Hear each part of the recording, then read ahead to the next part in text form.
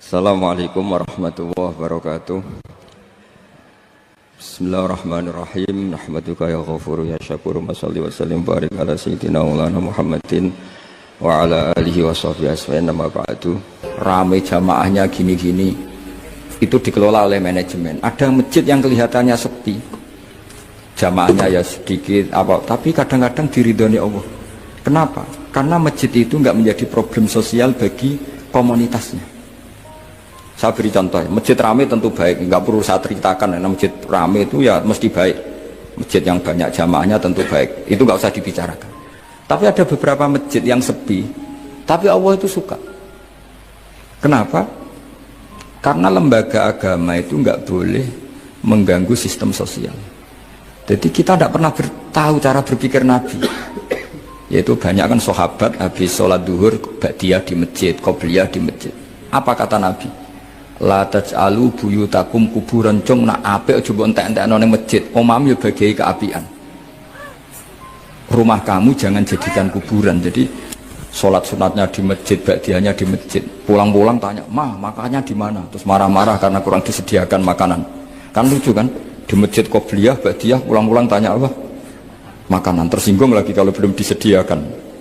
Akhirnya apa? Anak-anak kita yang kecil kenangan melihat bapaknya itu apa? Bapak itu orang yang kalau dari masjid tanya makanan dan marah kalau tidak kesampaian. Coba kalau kamu datang dari masjid sholat, kenangan anak kamu apa? Bapak itu orang yang kalau datang dari pergi sholat. Sehingga kenangan anak-anak kita ini melihat kita sholat sujud di rumah. Jika Nabi membahasakan apa? Jangan jadikan rumah kamu sebagai kuburan, kasih jatah sholat. Sehingga ulama mengatakan jamaah itu paling baik itu di masjid untuk jamaah fardu.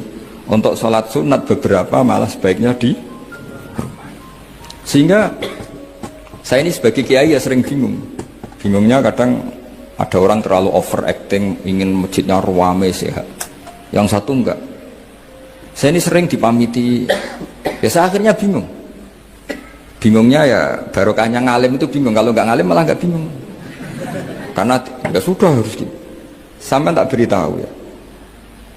Nabi awal ngendikan itu ju'ilat lanal ardu kulluha masjidan. Semua tanah Allah itu hakikatnya masjid. Apalagi ini rumah kita. Anak kita biar menyaksikan saat kita sujud, saat kita baca Quran, saat kita ngaji. Kalau semua ini di masjid, kemudian Anda di rumah taunya makanan, menuntut ngopi, menuntut kenangan di keluarga kita kurang baik. Makanya Nabi membahasakan apa? La taj'alu buyutakum kuburon. Jangan jadikan rumah kamu sebagai kuburan. Apalagi ada pepatah lagi, al-ummu madrasatul ula. Ibu adalah madrasah pertama. Coba kalau kita ngajarin Quran di rumah, ya tentu masjid ya tetap ada kegiatan, tapi jangan sampai mematikan rumah. Sehingga kita sebagai ulama itu ada masjid rame ya seneng, ada masjid setengah rame ya gak apa-apa. Asal efeknya menyebar ke masyarakat. Jadi ramenya masjid ya baik, tidak rame kalau yang rame ibadah di rumah-rumah juga baik. Maka dulu zaman Nabi Musa malah istilahnya waj'alu buyutakum qiblata wa aqimus sholat. Jadikan rumah kamu sebagai kiblat, sebagai tempat ibadah. Coba kenangannya Nabi kalau sholat malam itu di rumah apa di masjid? Di rumah. Sehingga Aisyah punya kenangan sampai hatta waromat kodamau, sehingga kakinya Nabi bengkak. Dan Nabi alami saja. Kamu kira Nabi sholat punya kayak anak-anak sekarang kan yang ada ruang sholat, ternyata hanya dipasang sajadah sama tasbih, nggak pernah dipakai. Kalau Nabi enggak, yang dipakai Sayyidah Aisyah itu ya tempat sholat. Sehingga kata Aisyah, Nabi itu sholat di tempat tidur saya. Kalau Nabi sedang berdiri, kakiku tak selonjorkan. Kalau Nabi sujud, kakiku tak ingkretkan. Ya di tempat Sayyidah Aisyah tidur itu Nabi sholat. Pas berdiri kan berdirinya Nabi lama, Aisyah selonjor. Pas Nabi mau sujud, kakinya diingkretkan. Segampang itu Nabi. Akhirnya apa? Kenangannya Aisyah sebagai istri itu doa-doa tahajud, doa-doa. Coba kalau Nabi tahajudnya di masjid, Sayyidah Aisyah tidak punya kenangan doa-doa apa? Sehingga kita harus ngikuti ngaji. Sehingga kalau nuruti teori ya sholat itu ibadah. Sebaiknya kalau ibadah ya di tempat ibadah. Tidak seperti itu cara pandang. Kata Nabi, semua buminya Allah adalah saksi kita ketika ketemu Allah. Semakin saksi itu banyak, maka semakin baik. Maka kalau sholat sunat, kesunatannya itu pindah-pindah tempat. Tapi ya jangan terlalu habis di sini terus pakai mobil ke sana gitu. Iya, kalau pas di perempatan ada orang cantik nggak jadi diterusin nanti. Tapi ini sama saya cerita ya. Jadi di antara mengkaji Quran itu mengkaji cara Allah membuat khitab. Dan yang kunci semua adalah Allah adalah zat sing otoritatif, malikul umurikul, ya, pengendali dari semua. Maka kalau nyifati Allah ya tetap yaghfiru liman yasha wa yu'adzibu may yasha. Ngendikane Kanjeng Nabi Muhammad sallallahu alaihi wasallam niku teng hadis sahih mutawatir niku, as-sholatu khairun maudhu'un fa aktsir aw aqilla. Kula balen malih. As-sholatu khairun maudhu'un fa aktsir aw aqilla. Jadi sholat itu kebaikan yang sudah bawaannya dulu. Jadi sudah bawaannya sholat itu kebaikan. Maudhu itu sesuatu sing asli. Pokoknya sholat itu mesti api. Sebab niku ngendikane Nabi, cek kue ngekeh-ngekehno jumlahe sholat, cek jumlahe napa sih? Dalam konteks artinya sholat fardu karuan, kaifiyai karuan, aturannya karuan. Terus sholat itu wonten disebut an-naflul mutlak atau sunat mutlakoh. An-naflul mutlak atau sunat mutlakoh itu pantangannya hanya 3, enggak boleh ba'da subuh hatta tatlu asyamsu sampai srengenge napa meletek. Enggak oleh pas waktu zawal. Ngene niku antarane mriki pinten nak dhuwur iki 12 5 menit. Pokoknya meh dhuwur niku mboten angsal. Iki jenenge wektu napa? Zawal. Terus nomor 3 ba'da asar nganti napa? Surupe napa? Srengenge. Larangan 3 sholat ini bisa dibatalkan kalau ada sebab yang mukorin. Misalnya bar ngasar kok ana wong mati, berarti kita angsal sholat napa? Jenazah. Utawa kue bar subuh mlebu masjid terus dia wudu. Niku ana ulama sing darani tetap sholat tahiyat napa? Masjid. Mergo sebabe nggih dukhulul masjid. Jadi hanya ada pantangan niku wau. Niki rungokno tenan nggih. Nah terus yang menjadi kontroversi mulai zaman ulama ngantos sakmangke itu kaifiyah kados traweh.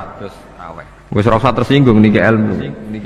Teng riwayat-riwayat Bukhari Muslim Nabi nu nak witir itu 9 rakaat.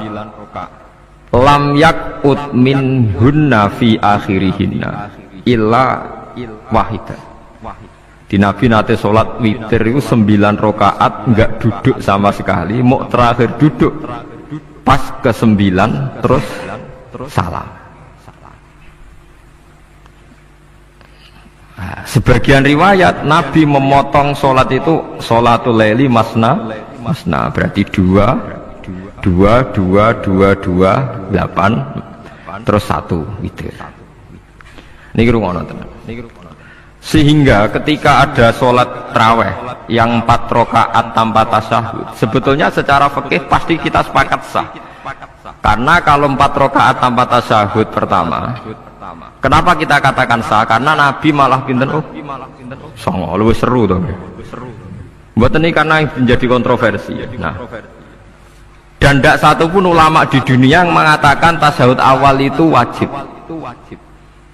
Sampean yakin tasyahud awal wajib nopo sunat? Sunat. Artinya khasnya hukum sunat itu gimana? Kalau ditinggalkan tidak batal. Berarti misalnya ono tarawih 4 rakaat berturut-turut, berarti tidak ada masalah karena yang ditinggal artinya tasyahud awal yang kita yakin itu hanya sunat. Tapi dasar ra cocok itu tidak ada masalah. Dalile apa ya? Dalile ra cocok. Lah sing darani masalah padahal darani tasyahud awal iku sunah. Kowe salat zuhur tasyahud awal sunat atau wajib? Sunat. Nak sunat tuh khas ya, ditinggal batal lho ora? Mboten. Tapi nak sing ra cocok ya batal. Hukum ngono cocok ra cocok. Mboten iki kula terang.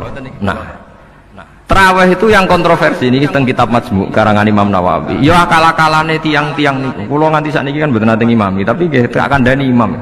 Soalnya niat ngakali pangeran, tapi pangeran bakali ya ora kena. Ngeten, ini dawuh Imam Syafi'i. Tarawih itu kalau terakhir kan pinten? 3 rakaat. Kan 2 rakaat dulu. Lalu pas 2 rakaat itu pas witir, yang witir kok tarawih. Yang terakhir witir 3 rakaat itu 2 rakaat sampai niatnya witir nopo. Witir. Setelah 2 rakaat sampai salam ndak? Salam. Itu menjadi sholat teraneh di dunia. Karena kue muni witir tapi jumlahnya 2. Nah, itu sholat teraneh nopo di dunia. Terus sampean mendingin, mboten Gus maksud kula niku telu tapi lurus sih. Berarti kayak kudu nerangno pangeran, kudu kamu pangeran kayak penjelasan. Gusti ini 2 sementara loh, nanti ada. Karena jika Tuhan tidak kamu kasih penjelasan, akan aneh kan disebut witir, tapi rokaatnya 2. Maka kamu harus niatnya Gusti ini cicilan witir.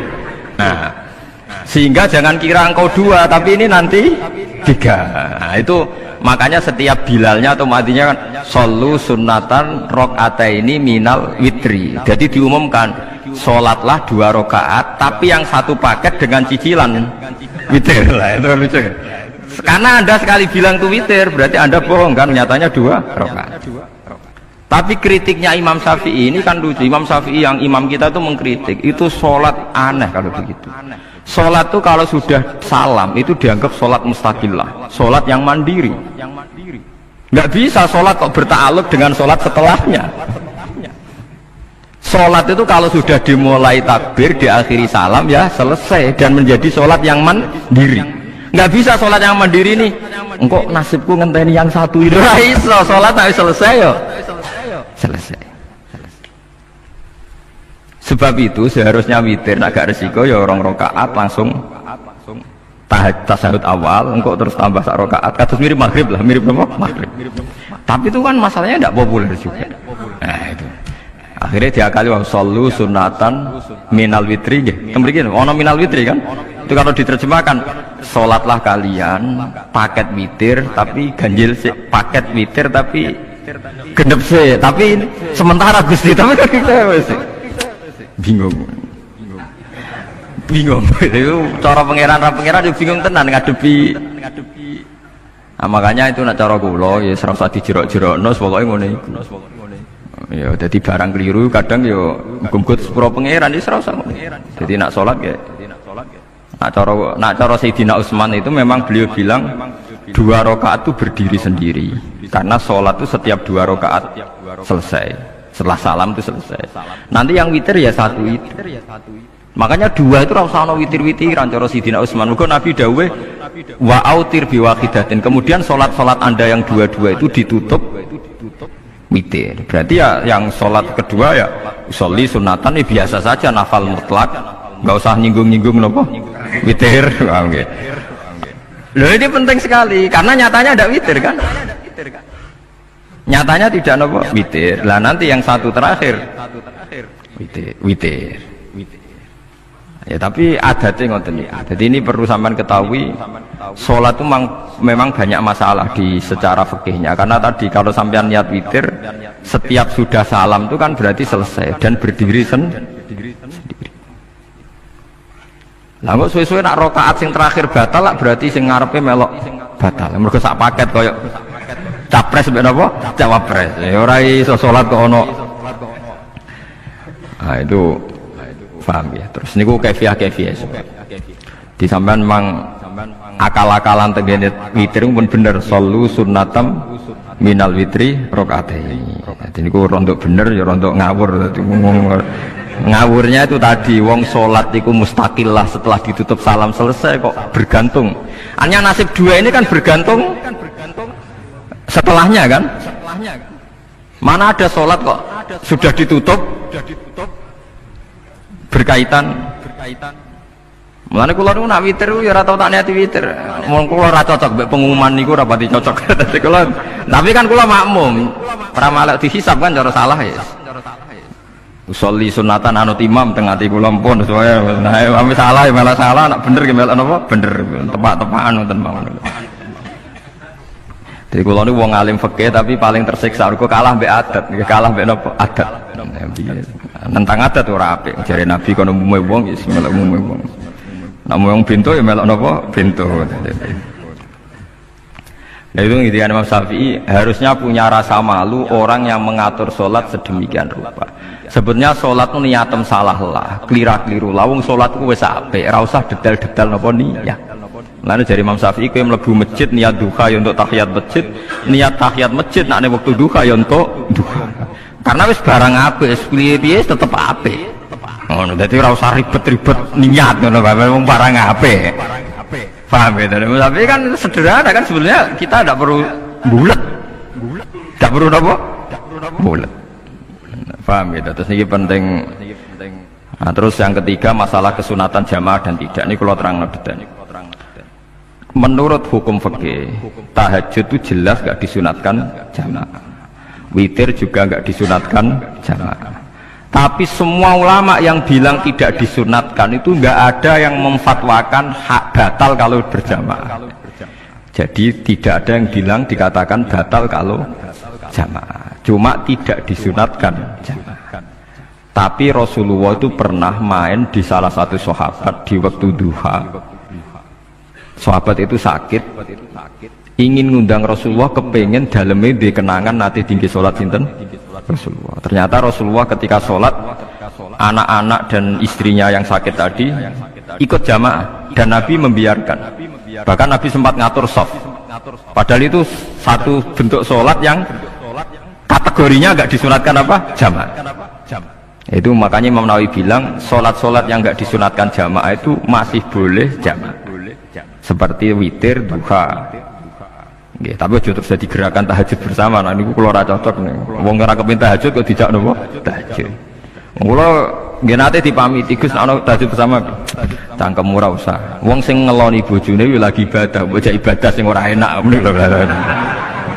Mergo jare Nabi wis jelas wa fi buti ahadikum sedekah. Tadi kowe iku malah lucu. Wis ibadah kok bocah apa? Ibadah. Jadi sing ngeloni, lho ngeloni ra kudu ngeloni bojo, ngeloni anak iku ya napa? Ibadah. Takokno ruhen. Nak ngeloni bojo gak di masa depan ngeloni apa? Anak. Ngeloni anak nggih napa? Ibadah. Ning omah jaga anak bojo timbang dhewean nggih napa? Ibadah.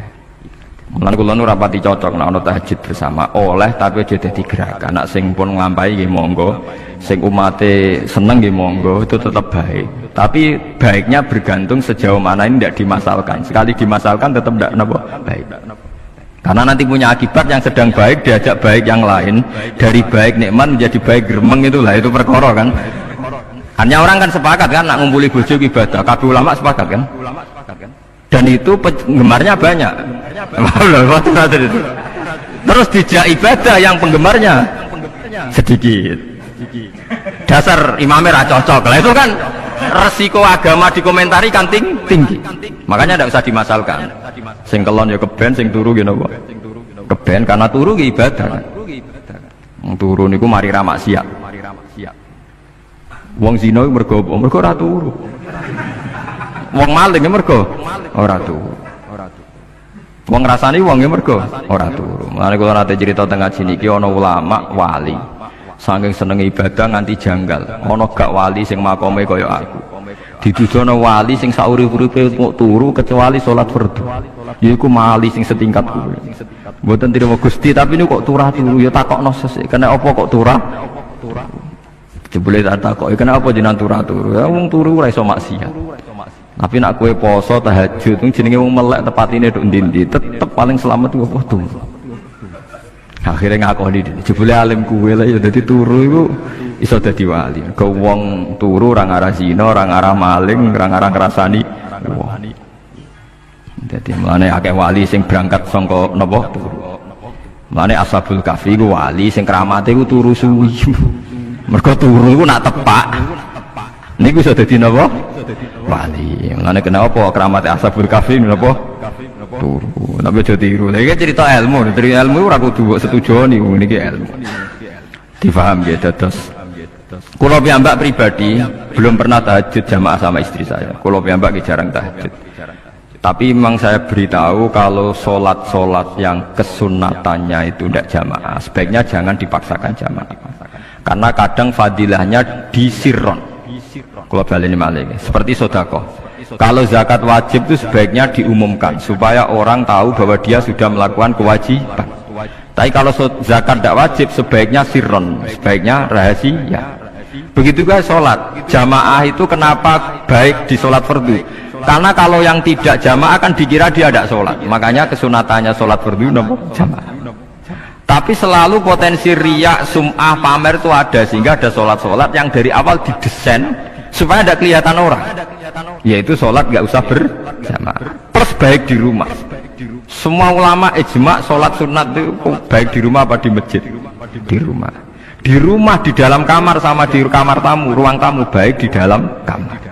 Bahkan Nabi nyebut sholat fiko ibaitiha, di kamar paling dalam.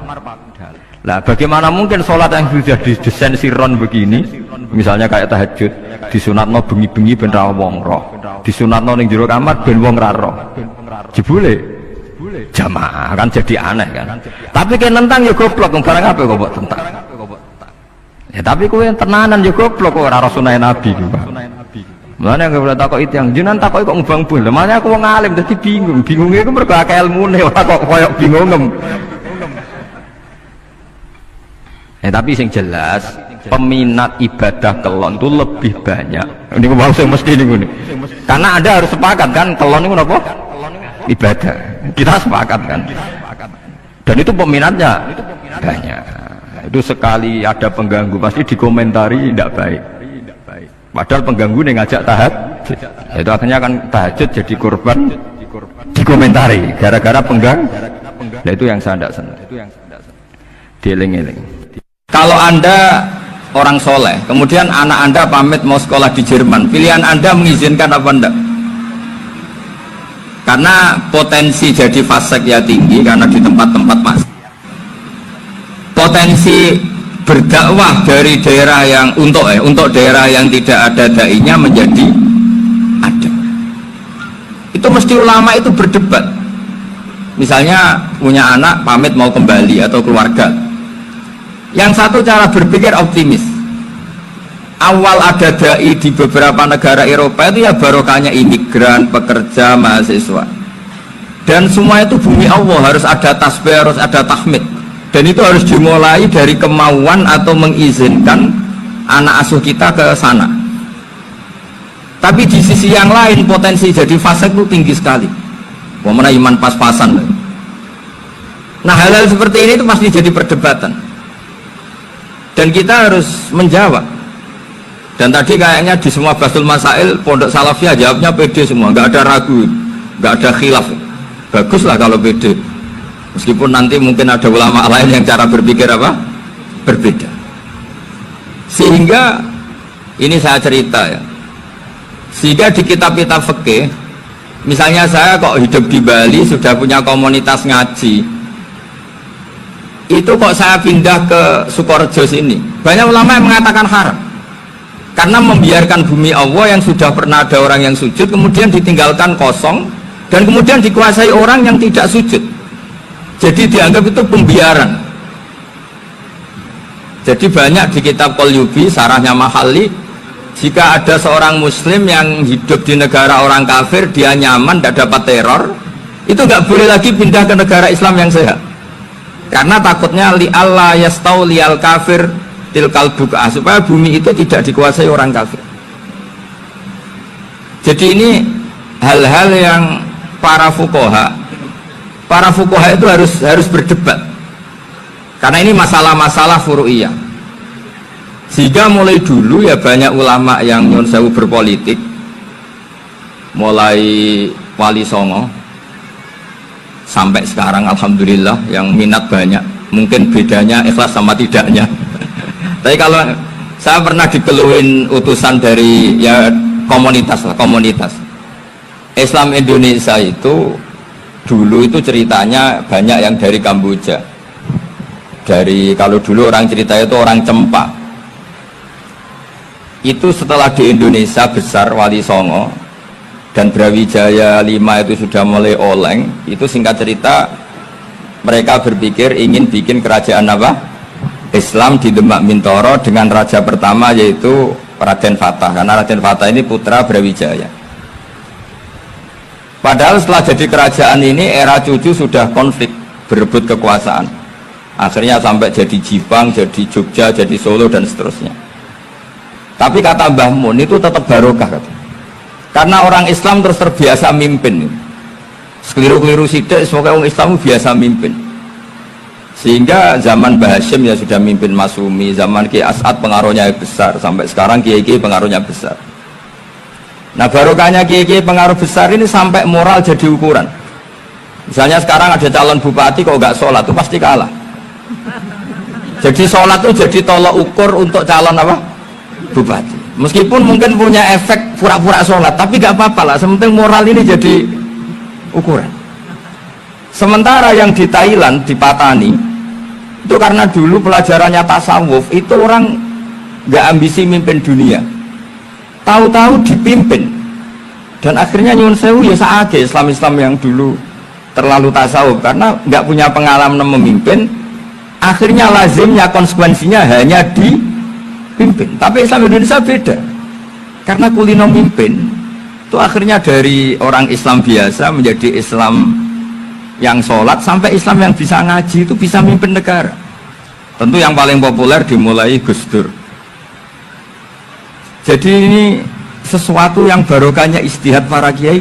Sementing Islam kulino mimpin. Jika di Indonesia itu barokahnya itu kebaikan itu jadi tolok ukur.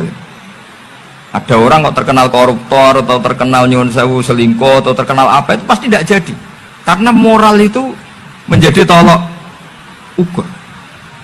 Dan itu adalah politik para kiai. Jadi ini saya cerita dan itu negara juga akhirnya untung karena seleksi agama sama negara itu sama-sama kiai ya bilang negara harus dipimpin orang soleh, negara juga bilang seperti itu. Nah, ketokohan-ketokohan para beliau-beliau ini yang maulah bekerja sama dengan Umarok. Kita tahu dulu Pak Harto ya rawuh ke sini ketika Muktamar 84, rawuh ke Ki As'ad, ketika mau kembali ke Khittah juga dirembuk oleh ulama dan Umarok. Dan akhirnya ini menjadi negara yang alhamdulillah semoga selalu menuju baldatun thayyibatu wa rabbun ghafur. Nah, kemudian di sini saya tabarruk dengan Said Muhammad, gurunya Kiai Haji Azaim. Saya mau cerita tentang amaliyah tadi. Saya sebetulnya nggak niat bacakan bab itu, gara-gara ada khataman jumlahnya banyak saya jadi pusing. Ini panitia tanya, khatam betul apa enggak? Iya Gus, khatam betul. Tapi kayaknya saya tidak yakin itu. Karena saya ini kan dari pondok tahfidz itu. Biasanya anak khataman itu ya rodok bodoni itu. Wes dibaca buanter sing nyemak ya mau ndelok pojok etok. Mergo kebanteran. Nah, akhirnya lafat-lafat yang di tengah itu enggak di apa? Baca. Tapi ya semoga dimaafkan Allah lah. Yang jelas itu enggak. Tapi saya mau cerita ya. Jadi cara berpikir Said Muhammad ini nanti juga saya teruskan di Ma'had Ali. Ini saya baca ya. Di antara yang diyakini madhab Malikiyah, ini saya baca saja teksnya. Jadi ada riwayat namanya, kalau Said Muhammad bahasakan itu Ataqoh Somadiyah. Kalau di Indonesia kadang orang bilang Al-Ataqoh Al-Kubro, yaitu dengan membaca surat Ikhlas. Di sini jumlahnya hanya 100 kali, Kila 1000 kali. Tadi berapa teman? 700 juta ini sudah susuk banyak ini. Di sini hanya 40, riwayat lagi 100, 1000. Terus sama tadi berapa? 800 juta.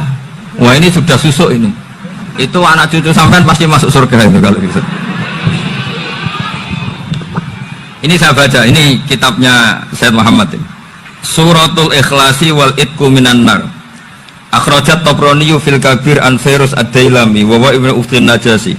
Waqad khadaman Nabiyya sallallahu alaihi wasallam. Orang ini jadi khadimnya Nabi. Qala Rasulullah sallallahu alaihi wasallam, "Man qara'a qul huwallahu ahad mi'ata marratin fi shalat aw ghairiha kataballahu lahu bara'atan minan nar." Ini hanya berapa ini? Mi'ata marrah. Berarti kalau satu orang itu cukup 100. Tadi sudah untuk 7 turunan tadi untuk orang berapa? 800 juta. Ya, untuk 7 turunan cukup ya? Cukup. Untuk 7 turunan. Ya, sudah susuk ini, sudah susuk ini. Waduh, ribet ini. Nah ini tak cari pembenarannya, ini supaya keren. Ini di halaman 188 Abwabul Farad. Warwa Ibrahim bin Muhammad al-Khiyari fi fawaitihi an Hudzaifah marfu'an. Man qara'a qul huwallahu ahad alfa marratin faqad ishtara nafsahu minallah. Berarti 100, ada riwayat lagi 1000. Nanti tak carikan lagi yang berapa? 1 miliar mungkin. Jangan banyak-banyak. Nah ini saya baca ya. Wa hadzal adatu huwa al-ma'rufu bi ataqatis somadiyah. Wa qad nassa jama'atun mutaakhiril malikiyah ala istihbabi ataqatis somadiyah wa haddu ala qiraatiha wa istimaliha. Minhum Asy-Syaikh Abdus Salam Al-Asmar sak terusé ini. Jadi kullu haula'i istahabbu ataqatas somadiyah ma'atirafi ba'dihim kal Misnawi bi syiddati fi hadisiha. I'timadan ala anna hadza minal fadha'il allati yutasahalu fiha. Faman sa'a yasta'milaha roja'a khusula ma fiha fala ba'sa bidzalik ala syarti alla ya'taqida thubuta dzalika anin nabi sallallahu alaihi wasallam hatta la yaqa fil kitsbi alaihi. Jadi intinya itu silahkan Anda bikin jumlah sesuai versi Anda, yang penting Anda jangan kampanye kalau itu perintah Kanjeng Nabi Muhammad sallallahu alaihi wasallam. Karena kalau kamu atasnamakan Nabi kemudian jumlahnya sampai 800 berapa? 800 juta, berarti Nabi mengajarkan masyakoh pada umatnya. Jadi cukup yang riwayat itu di sini hanya 100 sama 1000. Jadi kalau jumlah tadi untuk 7 apa? Turunan. Jadi kamu harus ditutup dengan doa, ya Allah, semua itu bukan untuk saya tapi untuk 7 turunan. Tolong catat ya Allah. Karena itu. Jadi artinya gini loh ya, orang Indonesia yang sering mempraktekkan ataqosomadiyah itu bukan tanpa dalil. Ternyata dalam madzhab Maliki, saya masih ingat ketika mbah saya kandung, bapaknya bapak, asmane Mbah Nur Syam, itu wasiatnya minta dibacakan 4.000. Yang baca pas itu ya bapak sama anak-anaknya. Dan kemudian alhamdulillah zaman akhir itu mulai agak ngawur. Kalau ada acara itu wong liya kon maca anake mlebu metu gak melok maca. Itu keliru, saya jamin itu keliru. Saya sering kalau mimpin di rumah, kalau yasinan di tonggo-tonggo kok anake gak maca, saya keluar. Bapakmu wong liya kok kon maca, kata saya gitu. Jadi itu menurut saya itu yang jelas, saya sampai ngisi begini. Yang ada riwayatnya itu idza mata ibnu adam min qata amaluhu ila min salasin shadaqatin jariyah au ilmin yuntafa'u bi awaladin sholihin yatullah. Itu tidak ada di hadis au kiyayin sholihin yatullah kata. Yang ada itu awaladin apa? Sholihin. Jadi anaknya harus ikut, kalau tidak usah kata. Akhirnya anaknya udah tinggi terus gitu. Akhirnya tak kei jagung paling akeh, kula mendhet sithik. Wong aku ora anake kok. Kadang-kadang enggak, orang lain baca buahnya anaknya mau mlebu metu mau enggak manggakno tamu mbek rokokan. Itu harus ditobatkan itu. Keliru itu. Karena nasnya bukan awkiyayin sholihin tapi awaladin sholihin. Ini bukan provokator, ini memang ya harus seperti itu. Nah terus tentang tadi la ilaha illallah yang didawuhkan Gus Azaim. La ilaha illallah itu penting sekali, cuma saya mohon itu dielmoni lah. Jadi dulu kalimat ini menjadi spesial karena dielmoni, karena dimulai dari fa'lam annahu la ilaha illallah. Terus hanya ayat tuh wastaghfir li dzambika walil mu'minina wal mu'minat. Saya ulang lagi ya. Terus hanya ayat tuh wastaghfir li dzambika walil mu'minina wal mu'minat. Makanya menurut mazhab Sadili, kamu diburu baca la ilaha illallah dulu, jangan istighfar dulu. Saya ulang lagi ya. Dalam mazhab Sadiliyah itu la ilaha illallah dulu, nggak boleh istighfar dulu. Alasannya masuk akal. Orang yang kafir 70 tahun itu sekali baca la ilaha illallah itu langsung yughfar lahu ma qad salaf. Sehingga la ilaha illallah sendiri sudah punya kekuatan supaya dosa kita diampuni. Qul lil ladzina kafaru iyantahu yughfar lahum ma qad salaf. Cara menghentikan kekafiran gimana? Dia melafadzkan la ilaha illallah. Ini kalimat yang begitu saktinya sampai orang yang kafir puluhan tahun itu dosanya semuanya terhapus hanya karena melafadzkan la ilaha illallah. Nah, Makanya kata Abdul Hasan Asyadili, wastaghfir li dzambika ay bihadil kalimah. Seseorang sah di istighfar itu kalau melafatkan la ilaha illallah. Misalnya ada orang kafir mati kafir, sah nggak anak cucunya mengistighfari dia? Tidak sah, karena belum melafatkan la ilaha illallah. Makanya kata Abdul Hasan Asyadili, wastaghfir li dzambika ay bihadil kalimah. Sehingga lafaz ini spesial betul. Tapi kadang-kadang beberapa mursyid cara berpikir lain. Ini kalimah thayyibah harus dibaca orang suci, sehingga mendahulukan apa? Istighfar, untuk supaya pas melafatkan kalimah thayyibah sudah dalam keadaan apa? Suci. Itu juga masuk akal. Tapi secara meyakinkan saya sendiri lebih mengikuti manhajnya Abil Hasan Asyadili, karena alasannya tadi, yang kafir puluhan tahun saja langsung luntur dosanya karena melafatkan la ilaha illallah. Artinya la ilaha illallah sendiri sudah bagian dari istighfar. Nah, ya tadi buktinya. Fa'lam annahu la ilaha illallah terus wastaghfir li dzambika walil mu'minina. Jadi orang sah diistighfari itu setelah dipastikan sah tauhidnya. Jadi setelah tauhidnya sah, yaitu la ilaha illallah, baru sah apa? Diistighfari. Sehingga orang kafir, seolah lagi orang kafir yang mati kafir, anak cucunya tidak boleh apa? Tidak boleh menistighfar. Terus saran saya kedua, la ilaha illallah itu filosofinya itu nafyun li uluhiyatil ghairillah wa isbatun li uluhiyatillah wahda. Filosofi la ilaha illallah itu gimana? Menafikan semua selain Allah itu tidak Tuhan, dan hanya menuhankan Allah semata. Ya itu caranya gimana? Caranya kita harus terbiasa ini, karena tadi saya dibilangin panitia ini rata-rata mustameknya atau mustamiatnya ini santri. Caranya gimana? Dilatih pakai logika. Saya berkali-kali cerita kalau ngaji, saya sekaligus kampanye. Allah itu Tuhan yang begitu fair. Untuk menjadi Tuhan, Allah mempersilahkan, ada kualifikasi Tuhan. Assalamualaikum warahmatullahi wabarakatuh. Mulane ngaji, mbek wong alim urip, aja ngaji mbek wong mati. Nah, ngaji mbek wong mati iku terus kowe sok-sokan wali, boleh mung golek akeh ngono wae. Ci mbek wong urip. Soal ana wali-wali mitos dulang mau mati urusane wali ora urusan paham nggih.